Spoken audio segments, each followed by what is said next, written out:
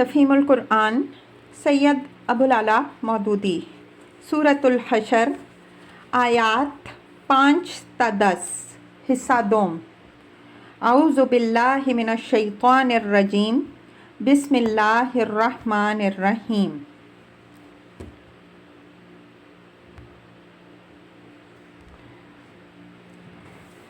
کہ لا یکون دولۃ بین الاغنیاء منکم، تاکہ وہ تمہارے مالداروں ہی کے درمیان گردش نہ کرتا رہے۔ تفسیر۔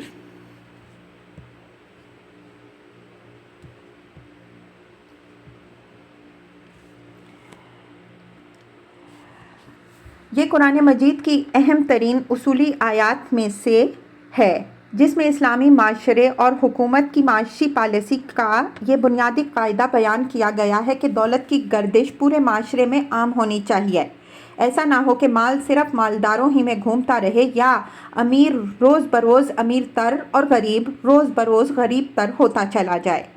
قرآن مجید میں اس پالیسی کو صرف بیان ہی کرنے پر اکتفا نہیں کیا گیا ہے، بلکہ اسی مقصد کے لیے سود حرام کیا گیا ہے، زکوٰۃ فرض کی گئی ہے، اموال غنیمت میں سے خمس نکالنے کا حکم دیا گیا ہے، صدقات نافلہ کی جگہ جگہ تلقین کی گئی ہے، مختلف قسم کے کفاروں کی ایسی صورتیں تجویز کی گئی ہیں جن سے دولت کے بہاؤ کا رخ معاشرے کے غریب طبقات کی طرف پھیر دیا جائے۔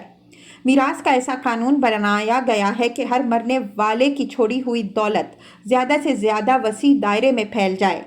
اخلاقی حیثیت سے بخل کو سخت قابل مذمت اور فیاضی کو بہترین صفت قرار دیا گیا ہے۔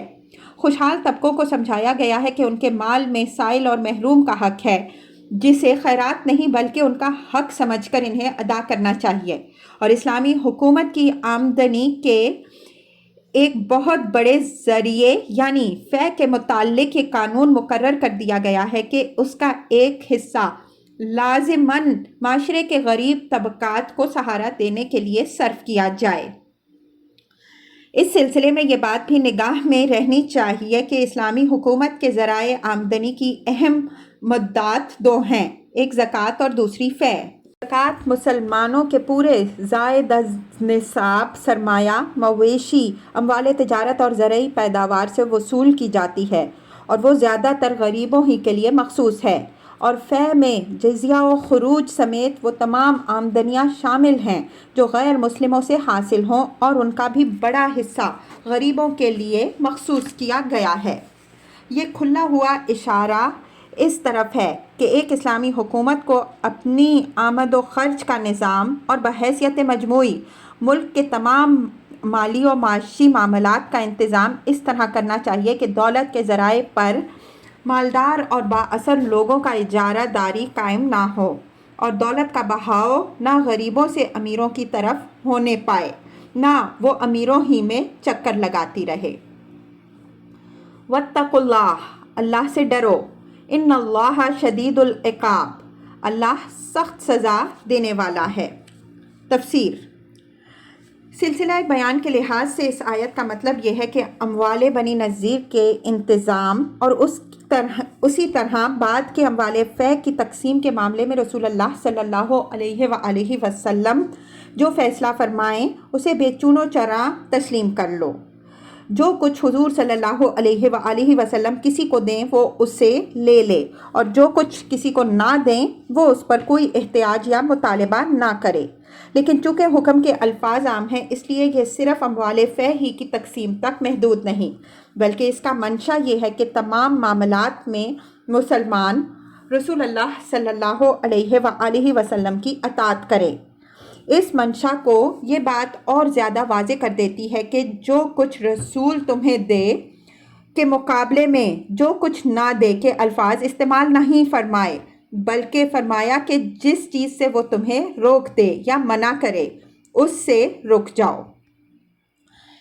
اگر حکم کا مقصود صرف اموال فے کی تقسیم کے معاملے تک اطاعت کو محدود کرنا ہوتا تو جو کچھ دے کے مقابلے میں جو کچھ نہ دے فرمایا جاتا۔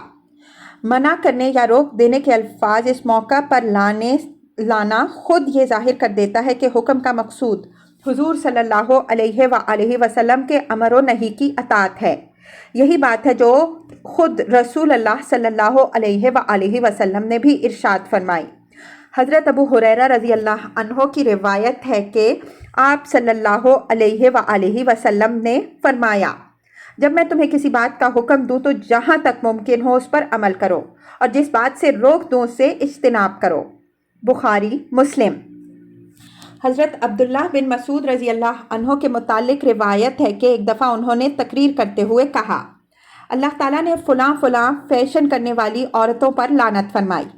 اس تقریر کو سن کر ایک عورت ان کے پاس آئی اور اس نے عرض کیا، یہ بات آپ نے کہاں سے اخذ کی ہے؟ کتاب اللہ میں تو یہ مضمون کہیں میری نظر سے نہیں گزرا۔ حضرت عبداللہ رضی اللہ عنہ نے فرمایا، تو نے اگر اللہ کی کتاب پڑھی ہوتی تو یہ بات ضرور تجھے اس میں مل جاتی۔ کیا تو نے یہ آیت نہیں پڑھی کہ وَمَا آتَاكُمُ الرَّسُولُ فَخُذُوهُ وَمَا نَهَاكُمْ عَنْهُ فَانْتَهُوا؟ اس نے عرض کیا، ہاں یہ آیت تو میں نے پڑھی ہے۔ حضرت عبداللہ رضی اللہ عنہ نے فرمایا، تو رسول اللہ صلی اللہ علیہ وآلہ وسلم نے اس فعل سے منع فرمایا ہے اور یہ خبر دی ہے کہ اللہ نے ایسا فعل کرنے والی عورتوں پر لعنت فرمائی۔ عورت نے عرض کیا، اب میں سمجھ گئی۔ بخاری مسلم، مسند احمد، مسند ابن ابی حاتم۔ للفقراء المہاجرین الذین اخرجوا من دیارہم واموالہم، نیز وہ مال ان غریب مہاجرین کے لیے ہیں جو اپنے گھروں اور جائیدادوں سے نکال باہر کیے گئے۔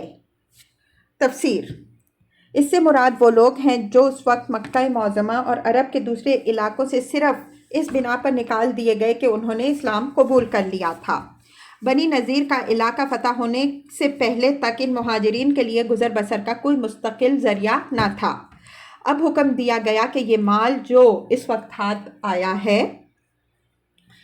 اور آئندہ جو اموال بھی فے کے طور پر ہاتھ آئیں، ان میں عام مساکین، یتامہ اور مسافروں کے ساتھ ساتھ ان لوگوں کا حق ہے۔ ان سے ایسے سب لوگوں کو سہارا دیا جانا چاہیے جو اللہ اور اس کے رسول صلی اللہ علیہ وآلہ وسلم اور اس کے دین کی خاطر ہجرت پر مجبور ہو کر دارالاسلام میں آئیں۔ اس حکم کی بنا پر رسول اللہ صلی اللہ علیہ وآلہ وسلم نے بنی نذیر کی جائیدادوں کا ایک حصہ مہاجرین میں تقسیم کر دیا، اور وہ نخلستان جو انصار نے اپنے مہاجر بھائیوں کی مدد کے لیے دے رکھے تھے ان کو واپس کر دیے۔ لیکن یہ خیال کرنا صحیح نہیں ہے کہ فے میں مہاجرین کا یہ حصہ صرف اسی زمانے کے لیے تھا۔ در حقیقت اس آیت کا منشا یہ ہے کہ قیامت تک جو لوگ بھی مسلمان ہونے کی وجہ سے جلا وطن ہو کر کسی مسلم مملکت کے حدود میں پناہ لینے پر مجبور ہوں، ان کو بسانا اور اپنے پاؤں پر کھڑے ہونے کے قابل بنانا اس ملک کی اسلامی حکومت کے فرائض میں شامل ہے، اور اسے زکوٰۃ کے علاوہ اموال فے میں سے بھی اس مد پر خرچ کرنا چاہیے۔ یبتغون فضلا من اللہ ورضوانا، یہ لوگ اللہ کا فضل اور اس کی خوشنودی چاہتے ہیں۔ وَيَنْصُرُونَ اللَّهَ وَرَسُولَهُ، اور اللہ اور اس کے رسول صلی اللہ علیہ وآلہ وسلم کی حمایت پر کمر بستہ رہتے ہیں۔ اولئک ھم الصادقون، یہی راست باز لوگ ہیں۔ والذین تبوأوا الدار والایمان من قبلہم، اور وہ ان لوگوں کے لیے بھی ہے جو ان مہاجرین کی آمد سے پہلے ہی ایمان لا کر دارالہجرت میں مقیم تھے۔ تفسیر۔ مراد ہیں انصار، یعنی فے میں صرف مہاجرین ہی کا حق نہیں بلکہ پہلے سے جو مسلمان دارالاسلام میں آباد ہیں وہ بھی اس میں سے حصہ پانے کے حقدار ہیں۔ یحبون من ہاجر الیہم، یہ ان لوگوں سے محبت کرتے ہیں جو ہجرت کر کے ان کے پاس آئے ہیں۔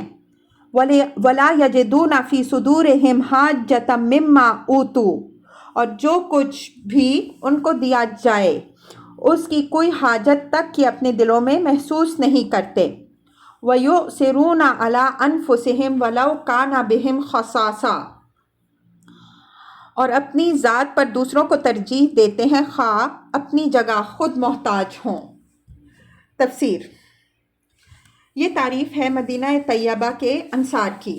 مہاجرین جب مکہ اور دوسرے مقامات سے ہجرت کر کے ان کے شہر میں آئے تو انہوں نے رسول اللہ صلی اللہ علیہ وآلہ وسلم کی خدمت میں یہ پیشکش کی کہ ہمارے باغ اور نخلستان حاضر ہیں، آپ صلی اللہ علیہ وآلہ وسلم انہیں ہمارے اور ان مہاجر بھائیوں کے درمیان بانٹ دیں۔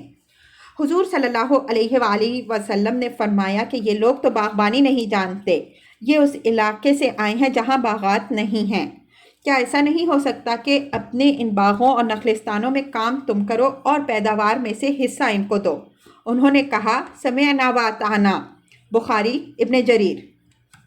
اس پر مہاجرین نے عرض کیا ہم نے بھی کبھی ایسے لوگ نہیں دیکھے جو اس درجہ ایثار کرنے والے ہوں، یہ کام خود کریں گے اور حصہ ہم کو دیں گے، ہم تو سمجھتے ہیں کہ سارا اجر یہی لوٹ لے گئے۔ حضور صلی اللہ علیہ وآلہ وسلم نے فرمایا نہیں، جب تک تم ان کی تعریف کرتے رہو گے اور ان کے حق میں دعائے خیر کرتے رہو گے تم کو بھی اجر ملتا رہے گا۔ مسند احمد۔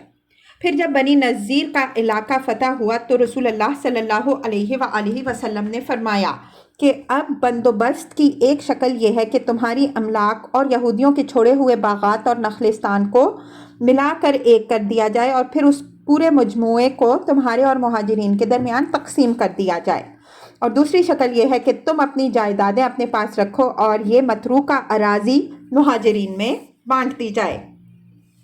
انصار رضی اللہ عنہم اجمعین نے عرض کیا یہ جائیدادیں آپ صلی اللہ علیہ وآلہ وسلم ان میں بانٹ دیں اور ہماری جائیدادوں میں سے بھی جو کچھ آپ صلی اللہ علیہ وآلہ وسلم چاہیں ان کو دے سکتے ہیں۔ اس پر حضرت ابو بکر صدیق رضی اللہ عنہ پکار اٹھے جزاکم اللہ یا معاشر الانصار خیرا۔ اس طرح انصار کی رضامندی سے یہودیوں کے چھوڑے ہوئے اموال مہاجرین میں تقسیم کیے گئے، اور انصار میں سے بھی صرف حضرت ابو دجاجہ رضی اللہ عنہ، حضرت سہل بن حنیف رضی اللہ عنہ اور بروایت بعض حضرت حارث بن سمعہ رضی اللہ عنہ کو حصہ دیا گیا کیونکہ یہ حضرات بہت غریب تھے۔ اسی ایثار کا ثبوت انصار نے اس وقت دیا جب بحرین کا علاقہ اسلامی حکومت میں شامل ہوا۔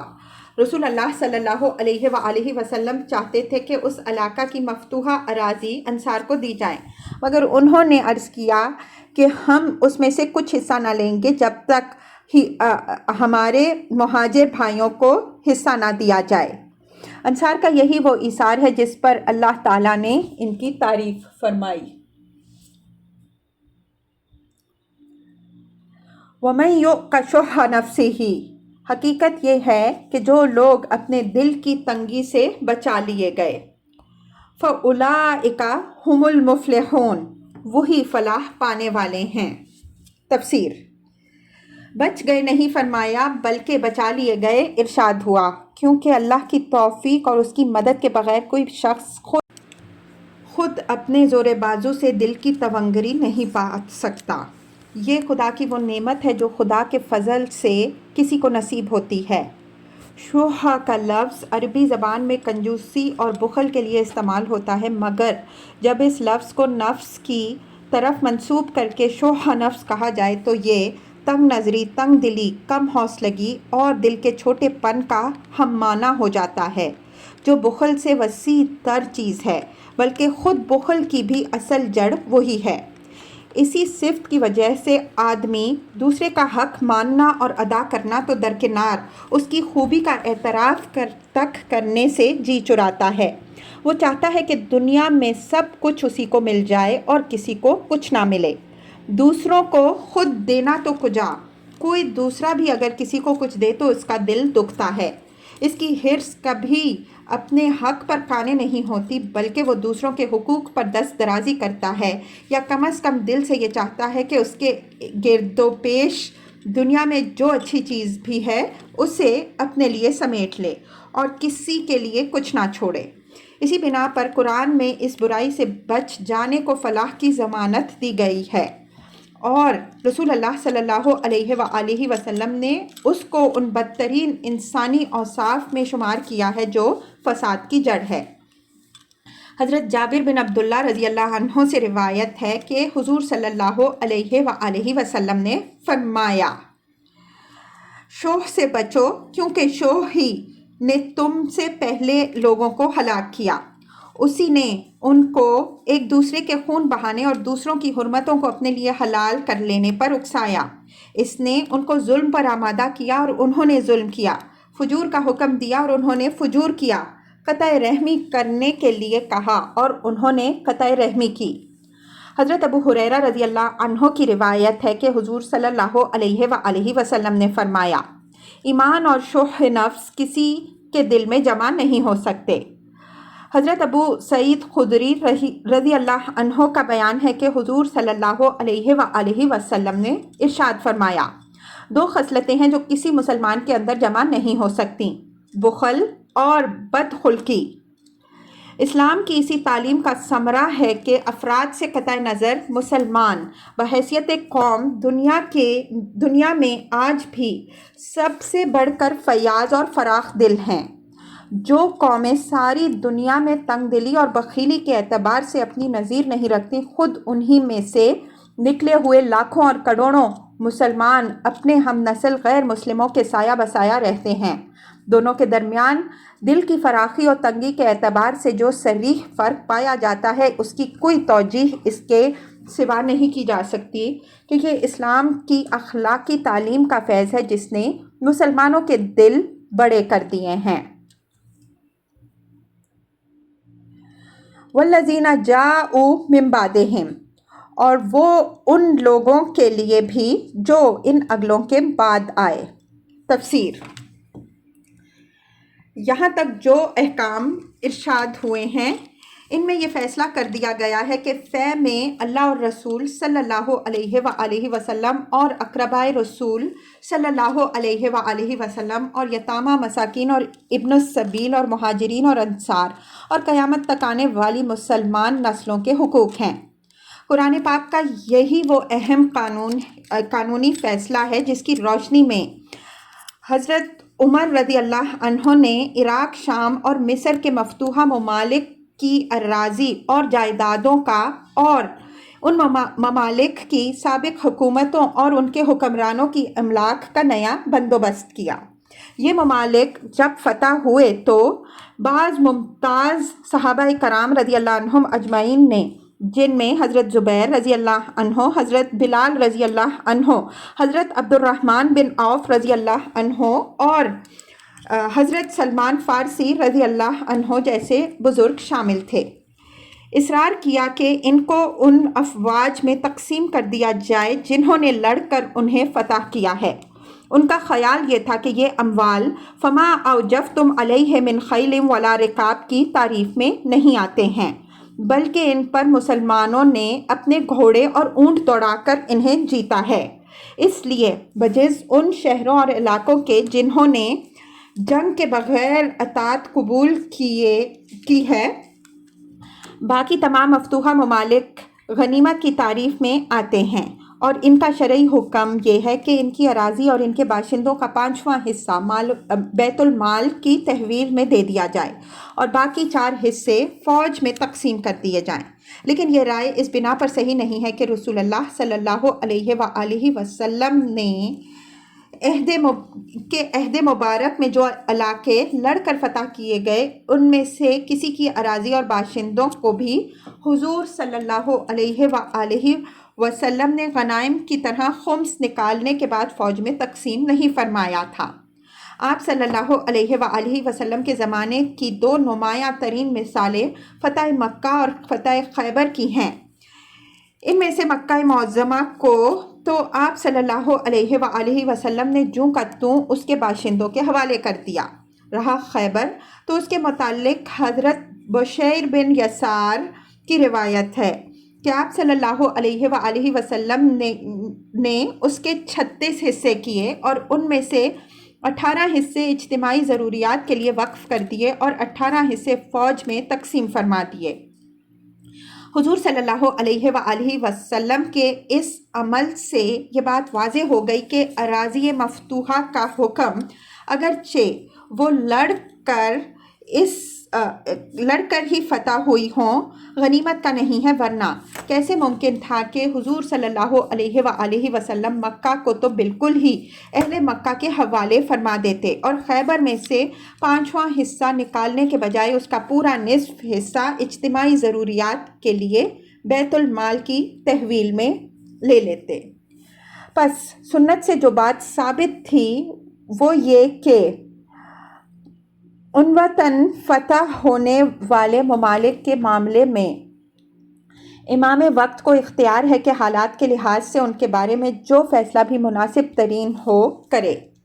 وہ ان کو تقسیم بھی کر سکتا ہے، اور اگر کوئی غیر معمولی نوعیت کسی علاقے کی ہو جیسی مکہ معظمہ کی تھی تو اس کے باشندوں کے ساتھ وہ احسان بھی کر سکتا ہے جو حضور صلی اللہ علیہ وآلہ وسلم نے اہل مکہ کے ساتھ کیا۔ مگر حضور صلی اللہ علیہ وآلہ وسلم کے زمانے میں چونکہ فتوحات کی کثرت نہ ہوئی تھی اور مختلف اقسام کے مفتوحہ ممالک کا الگ الگ حکم کھل کر لوگوں کے سامنے نہ آیا تھا، اس لیے حضرت عمر رضی اللہ عنہ کے زمانے میں جب بڑے بڑے ممالک فتح ہوئے تو صحابہ کرام رضی اللہ عنہم اجمعین کو اس الجھن سے سابقہ پیش آیا کہ بزور شمشیر فتح ہونے والے علاقے آیا غنیمت ہیں یا فیر۔ مصر کی فتح کے بعد حضرت زبیر رضی اللہ عنہ کا مطالبہ تھا کہ اس پورے علاقے کو اسی طرح تقسیم کر دیجیے جس طرح رسول اللہ صلی اللہ علیہ وآلہ وسلم نے خیبر تقسیم کیا۔ شام اور عراق کے مفتوحہ علاقوں کے متعلق حضرت بلال رضی اللہ عنہ نے اصرار کیا کہ تمام اراضی کو فاتح فوجیوں کے درمیان اسی طرح تقسیم کر دیجیے جس طرح مال غنیمت تقسیم کیا جاتا ہے۔ دوسری طرف حضرت علی رضی اللہ عنہ کی رائے یہ تھی کہ ان زمینوں کو ان کے کاشتکاروں کے پاس رہنے دیجیے تاکہ یہ مسلمانوں کے لیے ذریعہ آمدنی بنے۔ اسی طرح حضرت معاذ بن جبل رضی اللہ عنہ کی رائے تھی کہ اگر آپ نے یہ تقسیم کیا تو اس کے نتائج بہت برے ہوں گے۔ اس تقسیم کی بدولت بڑی بڑی جائیدادیں ان لوگوں کے قبضے میں چلی جائیں گی جنہوں نے یہ علاقے فتح کیے ہیں، پھر یہ لوگ دنیا سے رخصت ہو جائیں گے اور ان کی جائیدادیں ان کے وارثوں کے پاس رہ جائیں گی، جن میں بسا اوقات کوئی ایک ہی عورت ہوگی یا کوئی ایک ہی مرد ہوگا، لیکن آنے والی نسلوں کے لیے نہ رہے گا، جس سے ان کی ضروریات پوری ہوں اور اسلامی سرحدوں کی حفاظت کے مصارف بھی پورے کیے جا سکیں۔ لہٰذا آپ ایسا بندوبست کریں جس میں موجودہ اور آئندہ نسلوں کا مفاد یکساں تحفظ ہو۔ حضرت عمر رضی اللہ عنہ نے حساب لگا کر دیکھا کہ اگر سواد عراق کو تقسیم کیا جائے تو فی کس کیا حصہ پڑے گا۔ معلوم ہوا کہ 2-3 فلاح فی کس کا اوسط پڑتا ہے۔ اس کے بعد انہوں نے شرح صدر کے ساتھ یہ رائے قائم کر لی کہ ان علاقوں کو تقسیم نہیں ہونا چاہیے، چنانچہ انہوں نے تقسیم کا مطالبہ کرنے والے مختلف اصحاب کو جو جوابات دیے وہ یہ ہیں۔ کیا آپ چاہتے ہیں کہ بعد کے لوگ اس حالت میں آئیں کہ ان کے لیے کچھ نہ ہو؟ ان مسلمانوں کا کیا بنے گا جو بعد میں آئیں گے اور حالت یہ پائیں گے کہ زمین اپنے کسانوں سمیت بٹ چکی ہے اور باپ دادا سے لوگوں نے وراثت میں سنبھال لی ہے؟ یہ ہرگز مناسب نہیں۔ تمہارے بعد آنے والے مسلمانوں کے لیے کیا رہے گا؟ اور مجھے خطرہ ہے کہ اگر میں اسے تقسیم کر دوں تو تم پانی پر آپس میں لڑو گے۔ اگر بعد میں آنے والوں کا خیال نہ ہوتا تو جو علاقہ میں فتح کرتا اسے تقسیم کر دیتا جس طرح رسول اللہ صلی اللہ علیہ وآلہ وسلم نے کیا۔ نہیں، یہ تو عین المال ریئل اسٹیٹ ہے۔ میں اسے روک رکھوں گا تاکہ فاتح فوجوں اور عام مسلمانوں سب کی ضروریات اس سے پوری ہوتی رہیں۔ لیکن ان جوابات سے لوگ مطمئن نہ ہوئے اور انہوں نے کہنا شروع کیا کہ آپ ظلم کر رہے ہیں۔ آخر کار حضرت عمر رضی اللہ عنہ نے مجلس شورا کا